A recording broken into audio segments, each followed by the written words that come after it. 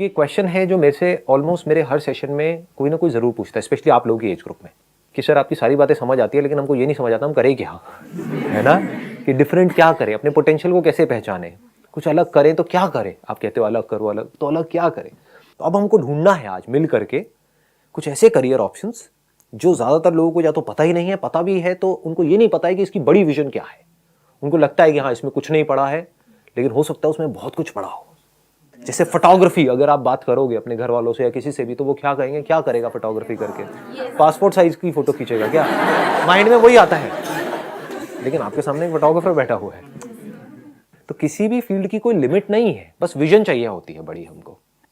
अगर एक आइडिया दूं तो जितना आप पूरी जिंदगी में कमाने का सोच रहे हो, अगर मैं फाइनेंशियली भी बात करूं, उतना एक महीने में कमा सकते हो। ये बात समझ आती है, डाइजेस्ट होती है? Yes, sir. नहीं होती है। नहीं होती है ना? होती तो है, बट ये एक तरह से क्वेश्चन मार्क बन जाता है हमारी लाइफ में कि कैसे हम इस तरफ परस्यू कर सकते हैं, कि हम कैसे आगे बढ़े, है ना? क्योंकि हम देख नहीं पाते हैं। जो देख सकते हैं वो अपना एक्सपीरियंस शेयर नहीं करते हैं दुनिया के साथ में, क्योंकि वो ये चाहते हैं कि मैं अपने सीक्रेट्स को अपने पास ही रखूं। कहीं और भी लोग मेरी फील्ड में आ गए तो मेरा पता नहीं क्या होगा। तो यहाँ पर कुछ अलग होने वाला है। If you have something to say, कुछ आइडियाज़ हैं कि ये किया जा सकता है लेकिन मेरे को ये नहीं पता कैसे, तो मैं आपको एक ब्रॉडर विजन दे सकता हूँ कि ये कहाँ तक आप इसमें जा सकते हो और कैसे जा सकते हो। सर जैसे मेरा इंटरेस्ट है नेल आर्ट्स वगैरह और ये सब क्रिएटिव फील्ड्स जितनी भी हैं, तो उसमें मैं देखती हूँ जैसे नेल आर्ट्स के लिए आजकल कोई प्रोफेशनल हमें कोई ट्यूटर नहीं है या कोई देने वाला। जितना हम सीखते हैं वो ऑनलाइन या यूट्यूब से वीडियोस वगैरह देख के सीख पाते हैं। तो अगर मैं उस टाइप का कुछ खोल सकती हूँ जैसे जिसमें मैं नेल आर्ट प्रोफेशनली सिखा दूँ, या फिर अपना खुद का नेल आर्ट का सलून जैसे जिसमें मैं नेल आर्ट की सर्विसेज देती हूँ, क्योंकि ये भी बहुत कम है आजकल नेल आर्ट के सलून्स वगैरह भी। तो ये कोई नई फील्ड होगी एक। Excellent idea. Let's give a big hand for her. हाँ. Why not? Why not? इसमें भी इतना पोटेंशियल है जिसकी कोई हद नहीं है। मतलब ऑनेस्टली बता रहा हूँ, ये जो छोटी छोटी चीजें होती है ना, आपको लग रहा होगा ये बहुत छोटा सा काम है, दिस इज समथिंग ह्यूज। अगर इसको आप ध्यान से थोड़ा सा बड़े लेवल पे देख पाओगे, क्योंकि मेरा क्या है, मैं एकदम से जैसे आप आइडिया देते हो ना, एकदम बड़ा हो जाता है माइंड के अंदर, नजर आ जाता है कि क्या हो सकता है अगर आप सही से उसको एग्जीक्यूट करो। तो देखो, आपको कोई बहुत बड़ी जगह तो चाहिए नहीं उसके लिए, तो आपको एक काउंटर चाहिए एक तरीके से। तो वो काउंटर कहां पर मिल सकता है आपको? किसी भी शॉपिंग मॉल में मिल सकता है। शॉपिंग मॉल्स में शुरू में आपको कुछ परमानेंट भी लेने की जरूरत नहीं है। जैसे एक सिलेक्ट सिटी वॉक है साउथ दिल्ली में, वहां पर आप जाओगे तो वहां पर हफ्ते में एक दिन ऐसा होता है जब वहां पे स्टॉल्स लगती है और वो बहुत ही रीजनेबल रेट के ऊपर होती है। सर ये अगर जो नेल आर्ट होती है वो पर नेल 500-600 ये लोग चार्ज करते हैं। तो पर नेल आप 500 चार्ज करते हो, पर नेल। पर नेल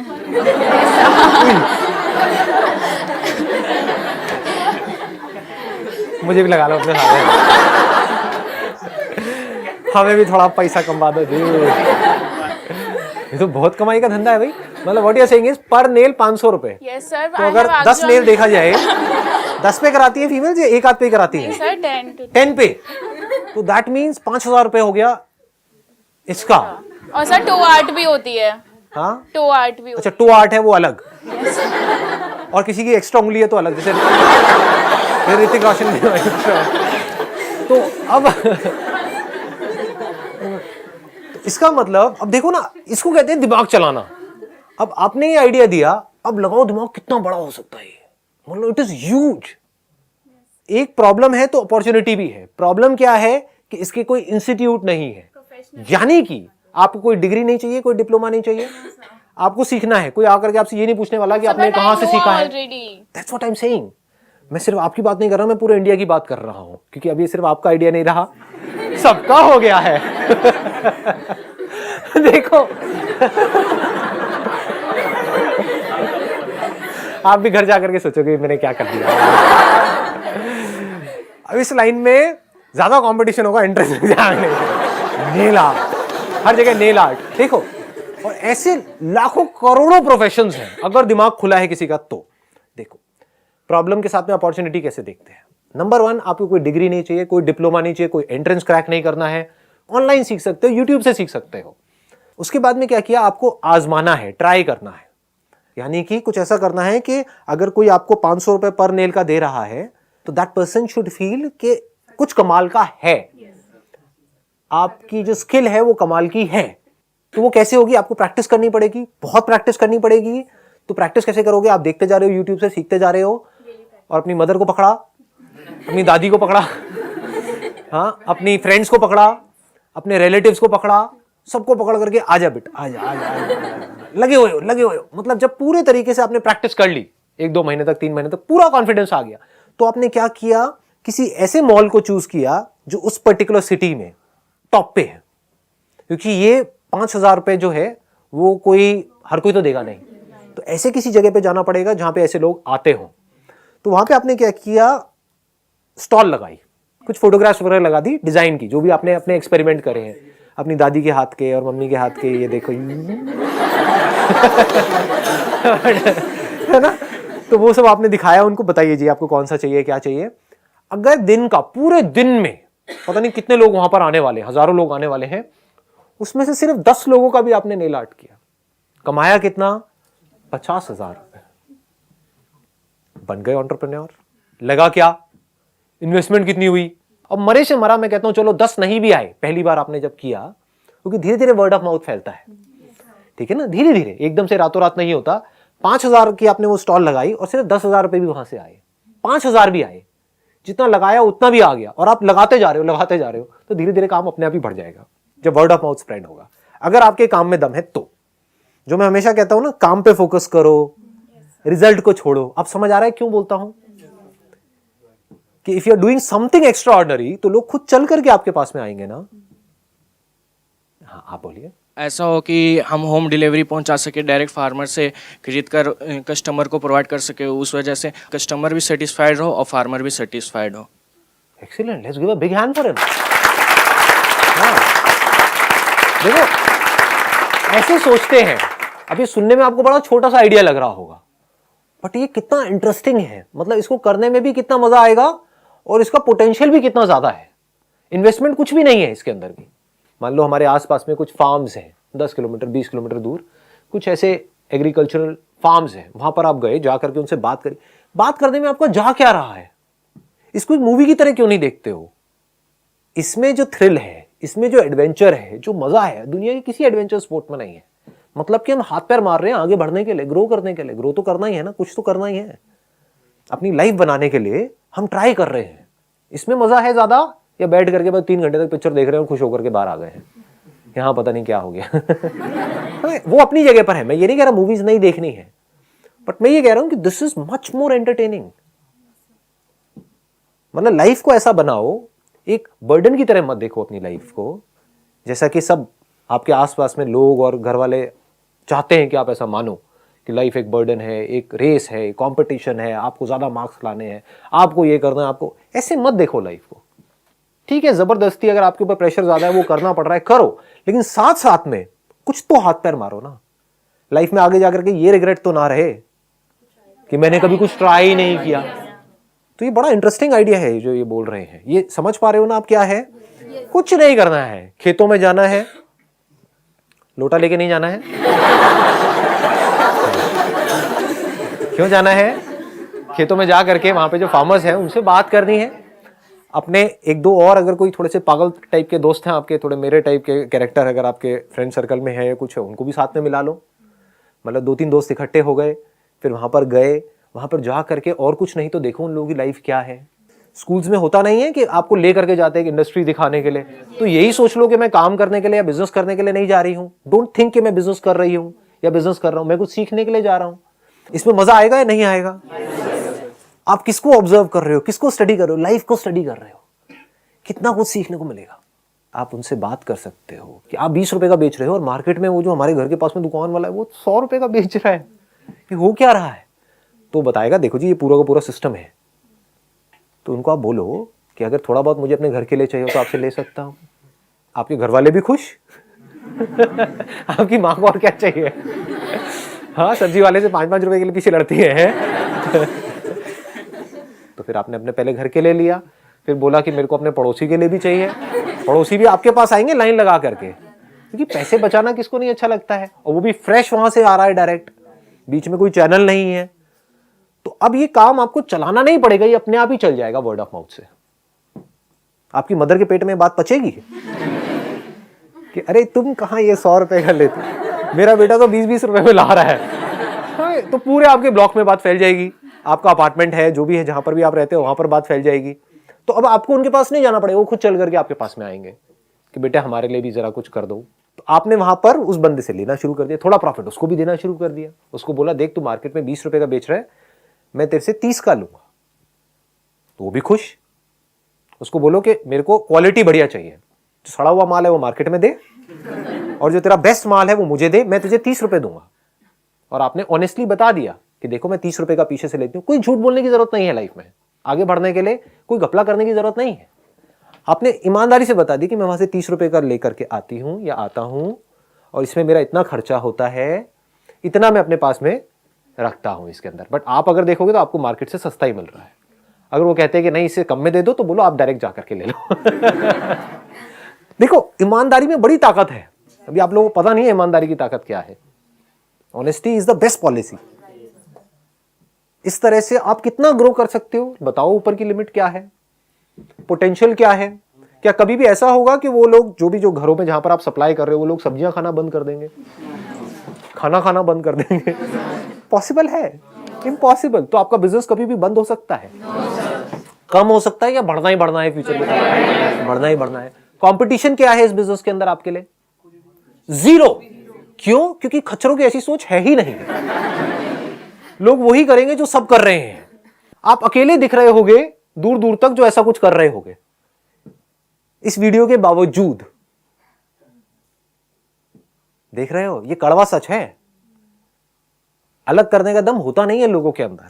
तो ये मत समझना कि अगर ये वीडियो आ गई तो पता नहीं लाखों लोग ये करते, लोग नहीं करेंगे।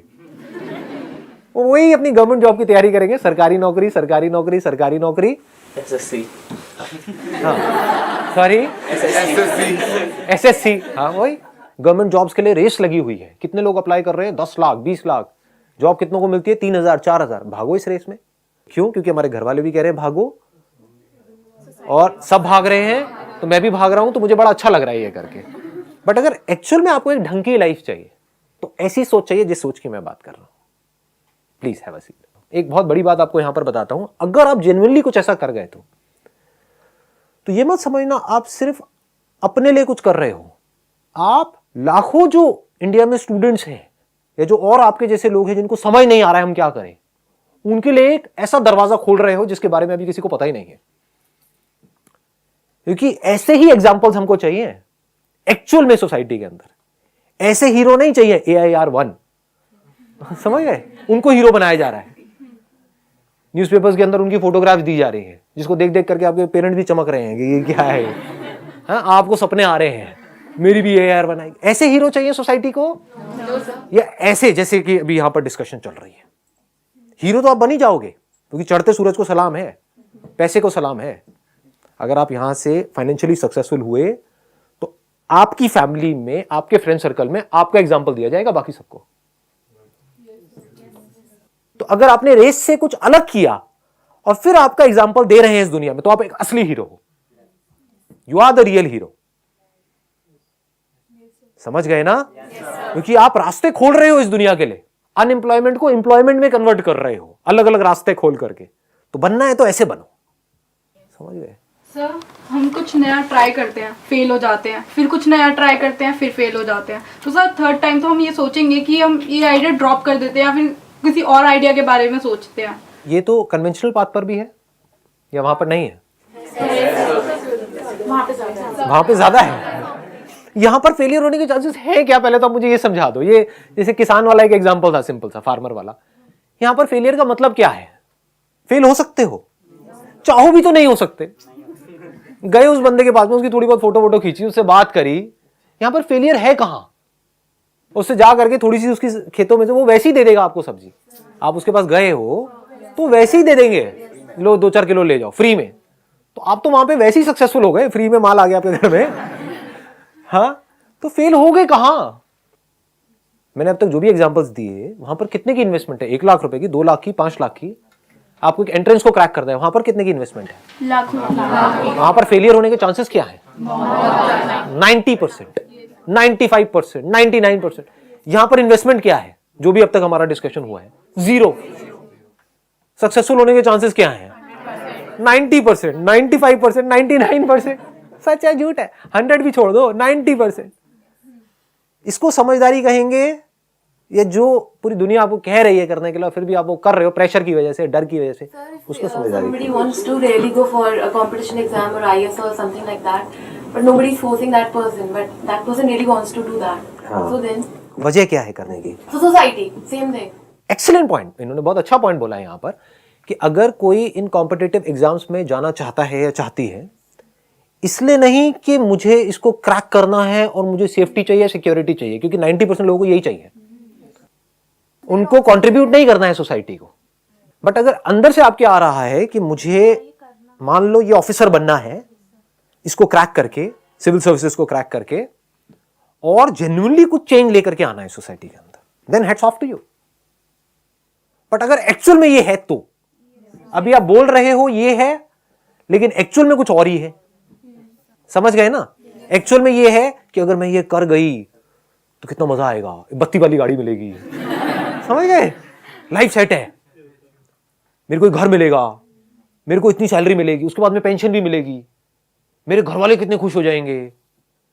तो अब होगा क्या, आप वहां पहुंच भी जाओगे और वहां पहुंच करके आपने देखा, बड़े अपने सपने पिरोए थे कि मेरे को ये करना है वो करना है, वहां जाकर के देखा पूरा सिस्टम करप्ट है, आपके ऊपर भी लोग करप्ट है, नीचे भी करप्ट है। अब क्या करोगे? लगाओ दिमाग। अगर तो आपका पर्पस जेन्युइनली ये था कि मेरे को बदलाव लेकर के आना है, तो अब आप बदलोगे उस सिस्टम को, दिमाग लगाओगे कि अब मैं कैसे इसको ठीक करूं।